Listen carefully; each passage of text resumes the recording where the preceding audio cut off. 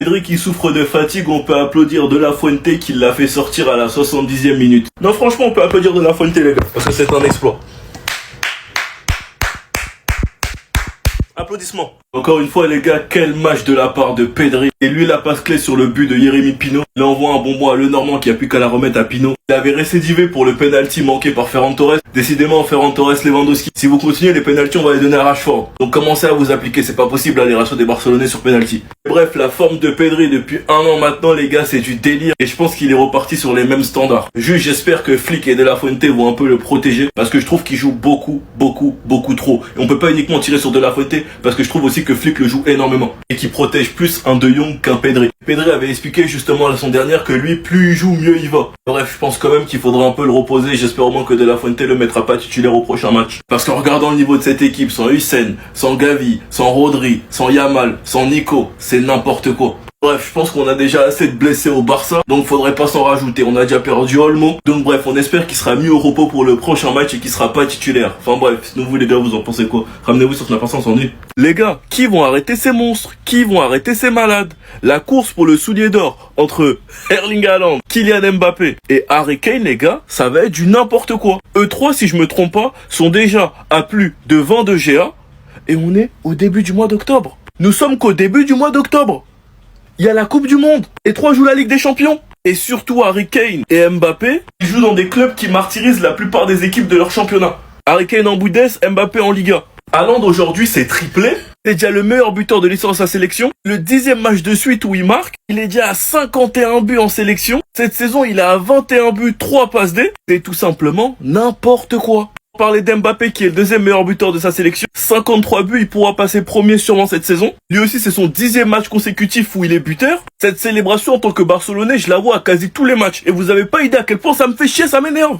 Il veut pas s'arrêter de marquer. En plus le Barça on affronte le Real dans quelques semaines. Mbappé commence par te calmer. Franchement, qui va finir meilleur buteur de l'année entre ces trois-là? Franchement, moi les gars, je suis largué. Dites-moi vous en pensez quoi en commentaire. Et si c'est possible, donnez-moi les stats exactes de ces 3 joueurs dans les commentaires. Enfin bref, sinon vous les gars, vous en pensez quoi? Ramenez-vous sur Snap, on s'ennuie. Le Barça est en colère envers Dani Olmo et la fédération espagnole. Pedri aussi souffre de fatigue. Cette histoire les gars, elle sent pas bon. Attendez, bougez pas, je vous explique. Le Barça n'est pas content de la fédération espagnole. Dani Olmo a été dans l'équipe malgré son arrivée avec une fatigue musculaire et un rapport médical conseille de se reposer. Au sein du club, certains reprochent à Dani Olmo lui-même d'avoir ignoré les signaux d'alarme de son corps par peur de perdre sa place dans l'équipe d'Espagne pour la Coupe du Monde 2026. Pedri souffre également d'une fatigue importante. Le Barça a demandé à l'Espagne de prendre soin de lui et de gérer sa charge de travail. Le début de saison de Dani Olmo est très compliqué. Et en plus de ça, en équipe d'Espagne, il a pas forcément une place garantie. Car on n'oublie pas que de base c'est un remplaçant, c'est le remplaçant de Pedri. Et qu'en plus des milieux espagnols, c'est pas ce qui manque en Espagne. D'où la colère du Barça. Après, je ne comprends pas pourquoi Dani Olmo a forcé alors qu'il sait très bien qu'il est fragile. Et moi maintenant, ce qui m'inquiète les gars, c'est plus concernant Pedri. Parce que De La Fuente, on le connaît tous très bien. Pour lui, ce qui compte, c'est la victoire. Peu importe la surcharge des joueurs et on n'a rien à faire. Il l'a fait avec Gavi, il l'a fait avec Yamal. Malgré le rapport, il a pas renvoyé Olmo alors qu'il avait très bien vu qu'il était pas à 100%. Donc croyez-moi les gars qu'avec Pedri, il va pas se gêner. En tout cas, de ce qu'on voit actuellement, les gars, cette trêve, elle est en train de faire des ravages et elle loupe personne. Chaque match, tu vois des blessés. Enfin bref, sinon vous les gars, vous en pensez quoi? Ramenez-vous sur Snap, on s'ennuie. De base, avant le match, je me préparais déjà à faire une vidéo pour expliquer à quel point Nico Williams et Lamine Yamal manquent à l'équipe d'Espagne. Mais je me suis mis le doigt dans l'œil, cette équipe est toujours aussi forte sans Lamine Yamal, sans Nico Williams, sans Rodri, sans Gavi, sans Hussein, sans Fabien Ruiz, sans Carvajal. Les gars, c'est tout simplement n'importe quoi. Et le 2-0, honnêtement, il est bien payé parce que des occasions, ils en ont eu. Ce penalty raté de la part de Ferran Torres, de très belles actions malheureusement ratées par Merino ou bien Ferran Torres. D'ailleurs, je trouve personnellement que Ferran Torres, il fait vraiment un mauvais match. Oyarzabal, on n'entend pas souvent parler de lui à la Sociedad. Et quand il est de retour en sélection, il fait tout le temps du gras. Sur le coup franc, il a tout simplement explosé les cages. Jérémy Pino, qui a pu être titulaire suite à l'absence de Nico, bien même de Lamine, et qui en plus de ça est récompensé par un but, a fait quand même des différences sur son côté. Franchement les gars, quand tu regardes le niveau de l'Espagne, malgré l'absence de leur cadre, moi je vois pas que ça fait peur. Et je me demande qui va pouvoir les arrêter. Enfin bref, sinon avec le Barça, on attend juste le retour de Lamine Yamal. Mais bon, il faut pas précipiter les choses et faire la même erreur que face au Paris Saint-Germain. On l'a joué un match titulaire et il a finalement rechuté.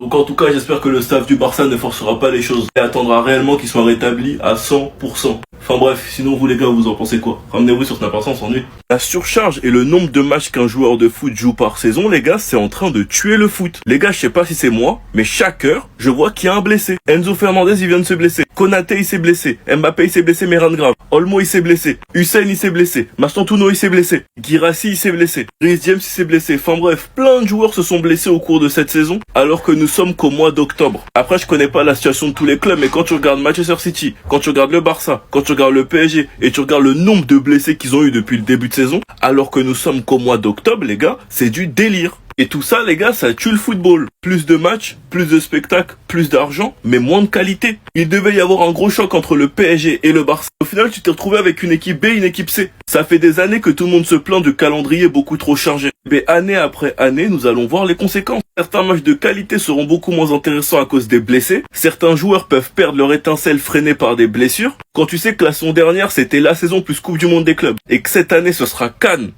plus Coupe du Monde. Ah franchement, j'ai hâte de voir à quoi va ressembler la saison 2026-2027. Ce qui est sûr les gars, c'est qu'avec tous ces matchs, on fonce droit dans le mur. Enfin bref, sinon vous les gars, vous en pensez quoi? Rendez-vous sur sa patience en vie.